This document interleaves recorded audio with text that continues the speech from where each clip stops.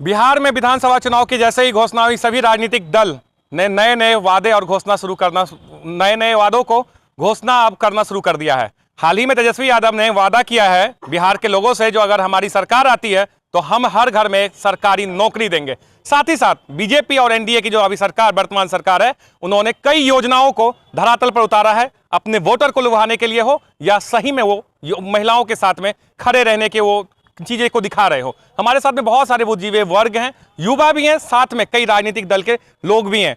वो उनसे भी जान लेते हैं जो तेजस्वी यादव के जो इन वादा उन्होंने जो किया है, जो हर सरकार घर में सरकारी नौकरी देंगे, क्या उन वादों पर उतरेंगे। अभी हम बता दें, मधुबनी विधानसभा के सीट पर है, मधुबनी मुख्यालय में है, जहां पर लगातार 2 बार से समीर महासेठ विधायक के रूप में चुने जा रहे हैं। हालांकि इस बार तीसरी बार जो है कयास ये लगाया जा रहा है जो विधानसभा के वो दावेदार होंगे, लेकिन एनडीए ने अभी तक किसी तरीके की औपचारिक घोषणा नहीं की है। हमारे साथ में, क्या नाम हुआ सर आपका? संजय पांडे। क्या होगा इस बार? होगा जो नीतीश कुमार सरकार में रहेंगे बिहार की। तेजस्वी यादव तो कह दिए जो हर घर में सरकारी नौकरी दे अरे देंगे हम। भाई, पूरे बिहार में 3.5 करोड़ परिवार है। हाँ। और यह डपोर संख्यी घोषणा है, अगर 3.5 करोड़ लोगों का कम से कम एक आदमी को नौकरी दीजिएगा, और वो कह रहे हैं 20 दिन में दे देंगे। तो इस डपोर संख्यी का तो कोई जवाब नहीं है। इसके अलावा वो माई बहन योजना का रजिस्ट्रेशन घर घर घूम कर करवा रहे हैं। सरकार उनकी बनी नहीं और डपोर संख्यी चालू हो गई। समीर महासेठ तो यहाँ से विधायक हैं, 2 बार से तो वही जीत के आ रहे हैं, आप यहीं के वोटर हैं, फिर आप कहाँ से आपने एनडीए की सरकार बनाइएगा भाई? सिर्फ पूरे मधुबनी जिला में 2 सीट सिर्फ महागठबंधन को मिला था। 10 सीट में 8 सीट यह मिथिलांचल की धरती है, यह एनडीए की धरती है। यहाँ 8 सीट सिर्फ एनडीए को मिला था, और इस बार 10 का 10 सीट एनडीए को जाएगा। क्या समीर महासेठ काम किए हैं? समीर महासेठ ये यहाँ का क्षेत्रीय विधायक है, और हमारे नीतीश कुमार जी मुख्यमंत्री हैं, और मुख्यमंत्री के रीजन में काम हुआ है। तो उस समय में गठबंधन था, तो गठबंधन के तहत जितना काम हुआ है वही काम अभी दिख रहा है, वही काम वो गिना रहे हैं। कितना काम हुआ है मधुबनी में? यही काम हुआ है जो 2 साल पहले वेडिंग मार्केट का, वहाँ पे उनके समीर महासेठ के घर के ठीक सामने वेडिंग मार्केट का पूरा सारा कुछ आ चुका है प्रोसेस, लेकिन वो आज तक उनको ज़मीन नहीं मिला। ठीक है, पूरा सेंक्शन हो चुका है, पैसा आ चुका है, लेकिन आज तक वहाँ पे वो अपने घर के सामने वेडिंग मार्केट, जो कि अतिक्रमण एक बहुत बड़ा मुद्दा है मधुबनी का। दूसरी चीज़, आप नाला में अतिक्रमण, नाला देख रहे हैं, कैनाल पे बात हो रही थी। Canal, Watson canal, Kings canal, जो भी कैनाल है उनके लिए फंड स्वीकृत किया गया था लगभग 2021 में। अब 2023 तक पूरा करना था, आज 2026 चल रहा है। जब समीर जी ने विधानसभा में क्वेश्चन किया तो उनको जवाब आया 70% कार्य हो चुका है। आप बताइए, 70% कार्य दिख रहा है, 20% भी कार्य नहीं है। आपने इसके लिए रोड पर कभी उतरे? कहीं नहीं उतरे। दूसरा चीज़ आप देखे होंगे, जो मानसिक दिवालियापन का इतना शिकार हो चुके हैं वो मधुबनी जैसे शहर में, जहाँ पे एक भी ओवरब्रिज, एक भी आरओ भी नहीं है, वहाँ पे वो मेट्रो की मांग कर रहे हैं। कहाँ से उचित है? कोई उचित नहीं दिख रहा है। अच्छा, उद्योग मंत्री भी थे समीर महासेठ, स्थानीय विधायक। कितना उद्योग लगा? क्योंकि मधुबनी जिला का जो पंडोल उद्योगों का नगर कहा जाता था एक समय में, अब क्या है? उद्योग के नाम पे वही है कि जब वो उद्योग मंत्री थे तो लोहट का ईंटा बेच खा गए, उद्योग मंत्री रहते हुए स्क्रैप बिचवा दिए। और चूंकि उनको लोग मधुबनी में आइसक्रीम माफिया के नाम से जानता है। अब आइसक्रीम माफिया क्यों? जैसे आप देखते होंगे धूप में निकलने के बाद आइसक्रीम पिघल जाती है, वैसे ही मधुबनी के विधायक है, धूप में निकलेंगे, सड़क पर निकलेंगे तो पिघल जाएंगे। चूँकि उनका मुख्यतः काम रह गया। आप मधुबनी की मुख्य सड़क को देख रहे हैं, पिछले 4 साल से टेंडर है, मुख्यालय है, विधायक है वो यहाँ के, उनका काम है यहाँ पे योजना लाना। जो वो चिट्ठी, पूरे मधुबनी में कोई भी योजना निकलेगी ना तो समीर महासेठ एक चिट्ठी निकाल देते हैं कि हमने किया है। अब क्या है कि उनका काम है अपने पिताजी के नाम पे पटना में फुटबॉल टूर्नामेंट करवाना। उनका काम है कि मधुबनी में जो कोई भी चौका हो या जो कोई भी काम हो तो स्वर्गीय राजकुमार महासेठ के नाम पर लिखवा देना। जो आप मधुबनी में जीवछ घाट है, जहाँ पे लोगों को जलाया जाता है, उसका जो चबूतरा होता है मुक्ति धाम, उस पर अपने पिताजी का नाम लिखवाना, ये एक उनकी उल्लेखनीय उपलब्धता है। ठीक है, और उपलब्ध वो इतना ही है कि जब आप उनको फोन करेंगे तो वो आपसे 2 सवाल पूछेंगे, कत्तो घर भेला, एतई के वोटर छ, और उसके बाद में अगर आप वहाँ के वोटर हैं तो आपसे वो बात करेंगे, अन्यथा बात नहीं करेंगे। चलिए, कितने सारे आरोप, क्या हुआ? रैयाम चीनी मिल का ईंट खाने का आरोप लग गया है रैयाम ऊपर से कह रहे हैं जो आप अपने पिताजी के नाम पे, आपके विधायक जी पिताजी के नाम पे पटना में मैच करवा देते हैं, मुक्ति धाम का नाम लिखवा देते हैं। भाई ये सब हो रहा है राजद विधायक का। देखिए, ये आरोप निराधार है।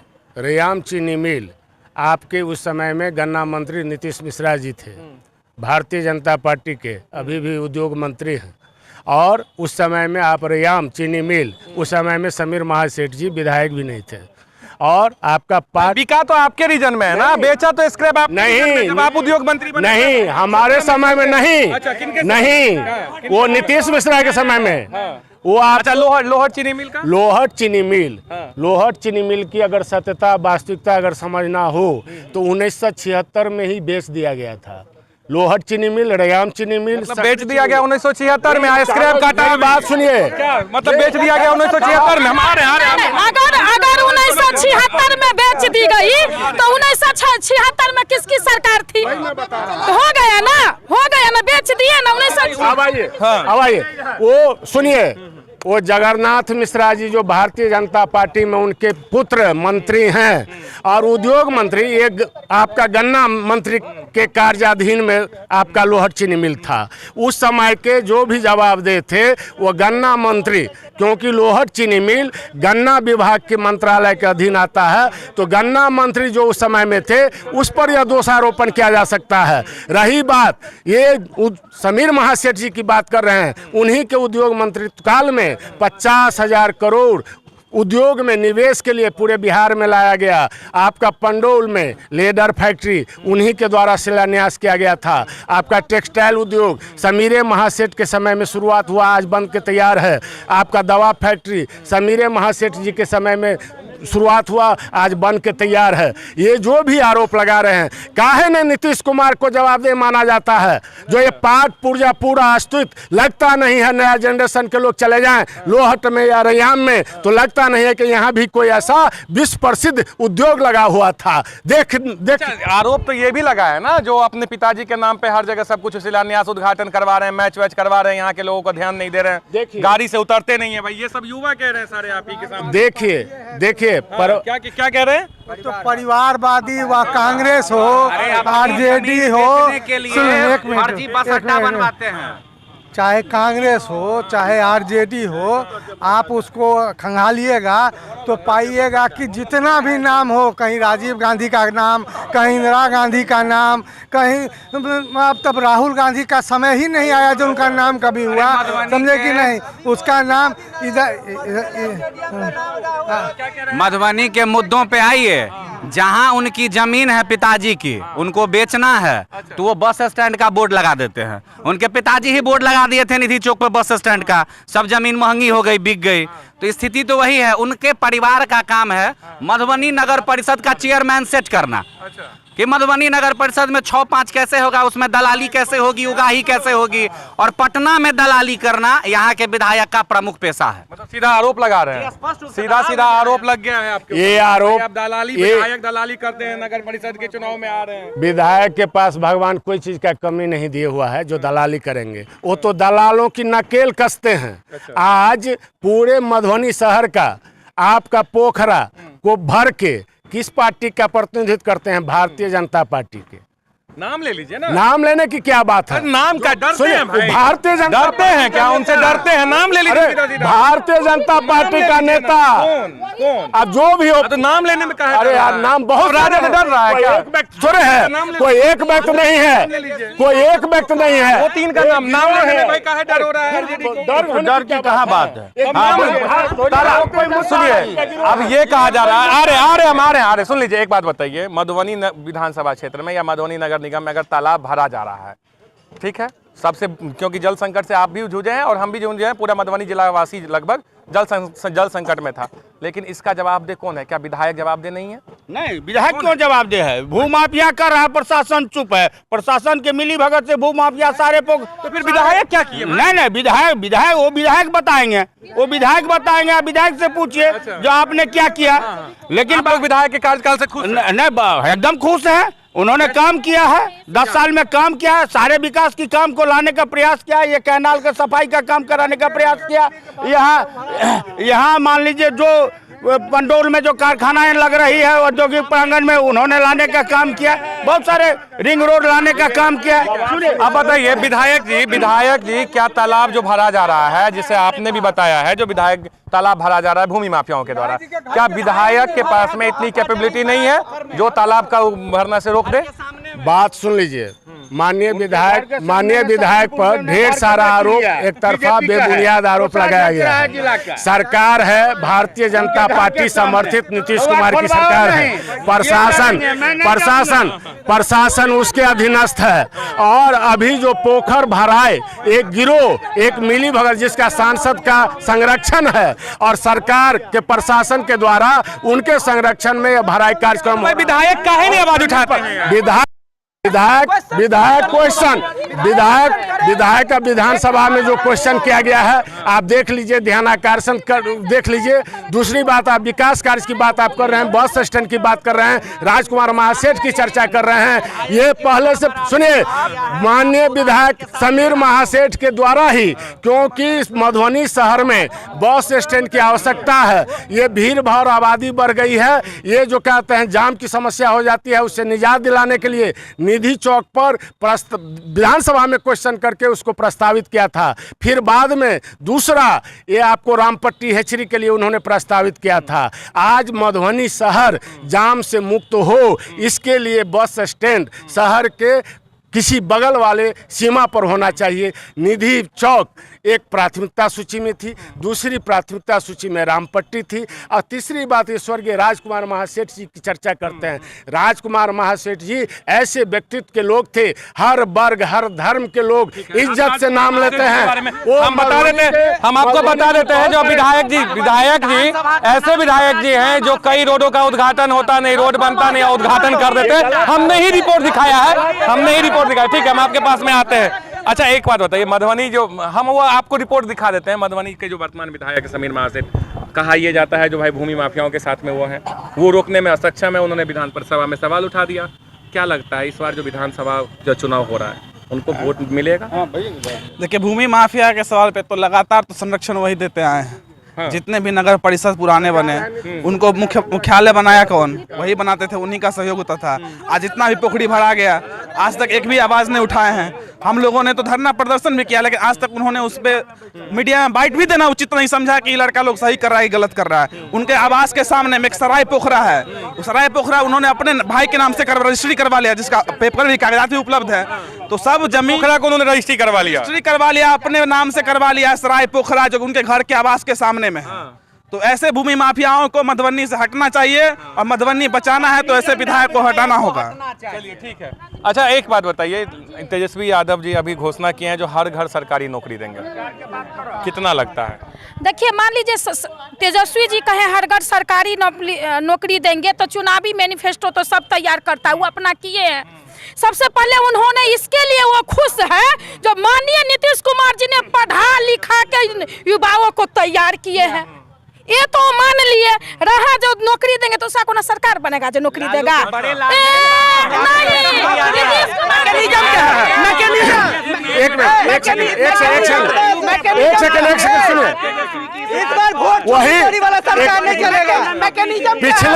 पिछले चुनाव में वही तेजस्वी यादव, वही सुनिए, पिछले चुनाव में तेजस्वी यादव कहते थे मुझको मौका दीजिए, हर साल 10 लाख युवाओं को नौकरी देंगे। तो वही नीतीश कुमार बोलते थे वो अपने बाप घर से देगा, और जब मौका मिला तो वही तेजस्वी कुमार एक दिन में नीतीश कुमार के सामने 5 लाख युवाओं को नौकरी दिया। आज जो यह बोल रहा है वह लड़का दावे के साथ बोल रहा है, वह करके दिखाएगा। आप देखिए, हवाई बात नहीं किया जाए। चलिए, ठीक है, तेजस्वी जी के बारे में कह रहे हैं कि उनके रीजन में उप मुख्यमंत्री रहते हुए 5 लाख नौकरी दिया। चलिए, 1 मिनट 1 सेकंड के लिए मान लिए, लेकिन मुख्यमंत्री नीतीश जी थे। क्या तेजस्वी जी शिक्षा मंत्री थे? क्या उस शिक्षा मंत्री को बरबोला था, उसको भी हटा दिया गया मंत्रालय से। अच्छा, ठीक है, ये बोल के वो अपना सेटिंग कर रहे हैं कि कितना रुपया हम कमा सकते हैं। पहले जमीन लेते थे नौकरी के बदले, अगर लाख 2 लाख को दे देंगे तो हमारे पास और ढेर संपत्ति या कुछ संपत्ति हो जाएगा। अगला चुनाव में 5 साल बाद तब हम स्टेबल होंगे। अभी स्टेबल होने के लिए वो काम कर रहे हैं, इतना लंबा चौड़ा भाषण दे रहे हैं। क्या कहेंगे? देखिए, राजद वाले बड़ी बड़ी बात कर रहे हैं। मैं कहना चाहता हूं कि लालू के बड़े लाल लालू के बड़े लाल तेज प्रताप जी का कहना है कि वोट छोड़ गद्दी छोड़ कोई मामला ही नहीं है, बेवकूफ है तेजस्वी। मेरी बात समझे, ये बात लालू के बड़े लाल कह रहे हैं। अब राजद वाले जवाब दे कि क्या तेज प्रताप बेवकूफ है उनकी नजर में। और दूसरी बात आज उन्होंने कहा है कि पहले सरकार तो बना लो, नौकरी बाद में बांटना। आप क्या कहेंगे कि क्या कहेंगे बताइए। आज या कल ये एक मीडिया पर दिया है झंझार। क्या नाम है आपका? मेरा नाम तौहीद आलम है। तौहीद जी, क्या होगा इस पर विधानसभा में वोट करिएगा? जी एकदम करेंगे। तो कौन विधायक किसको बना रहे हैं? विधायक हम अपने एनडीए समर्थित पार्टी को बनाएंगे। एनडीए समर्थित पार्टी को? जी 100%। काहे भाई, वर्तमान विधायक से खुश नहीं है? वर्तमान विधायक से 100% तो नहीं खुश हैं। जिस समय काम किए थे, नीतीश कुमार के साथ थे, उद्योग मंत्री थे, उस समय काम कर रहे थे। उसके बाद से फिर जो है ये कोई काम नहीं किए। ये दूसरा क्या बोलते हैं, मेट्रो का कभी मांगते हैं जो हमको मेट्रो बना दिया जाए, यहाँ मधुबनी में दिया जाए। दूसरा सड़क जो चौड़ाकरण करने का कहता है, बना है प्रधानमंत्री कोष से बना है रोड, जो वहाँ पर जाते हैं कहते हैं हम बना लिए। ये बात कैसे चलेगा? झंझारपुर में अभी एक नेता ने कहा है कांग्रेस वालों को, जो नीतीश मिश्रा के पिता जो है चारा चोर हैं। जरा एक बात सोच के बताइए, नीतीश मिश्रा के पिताजी जो है मुख्यमंत्री थे, उस समय कांग्रेस से वो मुख्यमंत्री थे। जब वो आरजेडी के नेता खुद कह रहा है कांग्रेस के नेता को जो चारा चोर थे नीतीश मिश्रा। आते हैं आपके पास में, क्या कहिएगा, क्या होगा? आप भाई बहुत सारे बिहार में परिवर्तन होगी। हाँ। सीधा सवाल है। बिहार जनस्वराज वाला परिवर्तन? कोई जनस्वराज कोई पार्टी रह गई है? यहाँ तो सीधा इंडिया गठबंधन के साथ लड़ाई है। आप देखिए ना, 2020 में भी 12,000 वोट का डिफरेंस था मात्र। 12,000 वोट दोनों में चोरी करने के बाद 15 स्थानीय विधायक जीत जाएंगे इस बार चुनाव? 100%। इसमें कहाँ दुमत है? 100% जीतेंगे और अपार बहुमत से जीतेंगे। एक तो आप ही के ना है, तब सरकार किसकी है? सरकार से है, विधायक आपका है और कह रहे हैं विधायक ने, सुनिए, विधायक ने कभी आज तक एसपी को लिख के दिया जो आपका थानेदार भ्रष्ट है? ये बताइए। दिया है। एक बार ने कई बार विरोध किया है। किसका? किसकी है? सरकार का मुद्दा लगा रहा है। यहाँ तो सरकार के मंत्री, यहाँ तो सरकार के मंत्री के घर से शहर में लूट मचाने के लिए, सुन लीजिए हमारी बात, जवाब दे दें। विधायक ने लूटने के लिए अपने पूर्व पीए जो राजकुमार महासेठ के रखे हुए थे जादव जी, उस जादव जी को पीए से हटा के अपने मामा को दलाली करने के लिए अपना ये वर्तमान में जो स्थानीय विधायक हैं उन पर कई लोग आरोप भी लगा रहे हैं। हालांकि उसके आरोप का उनके प्रतिनिधि के द्वारा जवाब भी दिया जा रहा है। लेकिन ये जो मुद्दा तेजस्वी यादव जी के द्वारा दिया गया है, जो इस बार बिहार में हर घर में सरकार बनती है तो सरकारी नौकरी दी जाएगी, उसका बहुत ज्यादा फैक्टर मधुबनी विधानसभा क्षेत्र में देखने को नहीं मिल रहा है। वीडियो सहयोगी राघव मिश्रा के साथ प्रशांत झा, न्यूज़ 18 मधुबनी।